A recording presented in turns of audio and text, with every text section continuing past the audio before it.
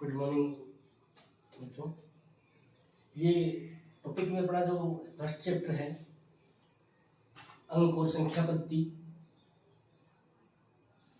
जो अपना चैप्टर था फर्स्ट चैप्टर, उसमें अंक गणित से संबंधित प्रश्न थे, संख्याओं से संबंधित प्रश्न थे, जिसे हमने पढ़ा है।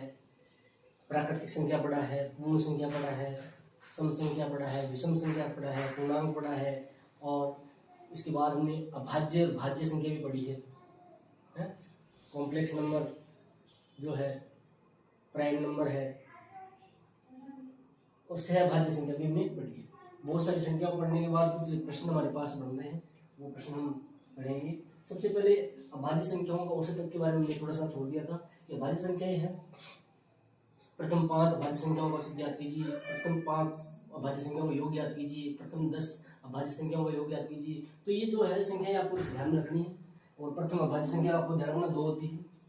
तो इनमें से कुछ भी कोई भी संख्या उठा के पूछ सकता है। इसके बीच में संख्या बताइए, 20 और 30 के बीच में अभाज्य संख्या बताइए, 20 और 30 में अभाज्य संख्या का योग बताइए, 30 और 40 के बीच में अभाज्य संख्या का औसत बताइए। तो यहाँ से कोई भी प्रश्न आ सकता है। इसलिए यहाँ अपनी बात यह है कि अपने को अभाज्य संख्या का ध्यान रखना है कि कौन सी अभाज्य संख्या है।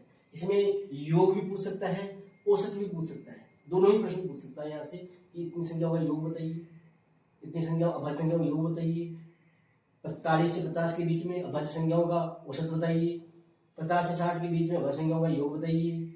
ये प्रश्न जो है बार बार पूछ जाते हैं। ये पूछ सकता है 50 से 60 के बीच में कितनी अभाज्य संख्या है। तो इससे संबंधित जो प्रश्न है वो अभी हम करेंगे। सबसे 50 से 60 के बीच ये संख्याएं कितनी है।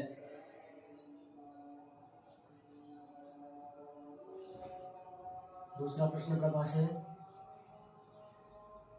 70 से 100 के बीच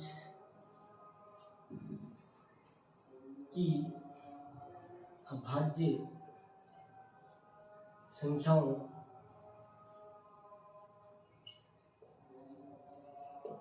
का औसत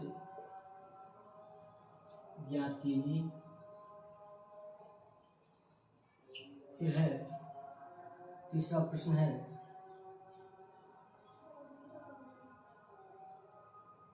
30 से 40 के बीच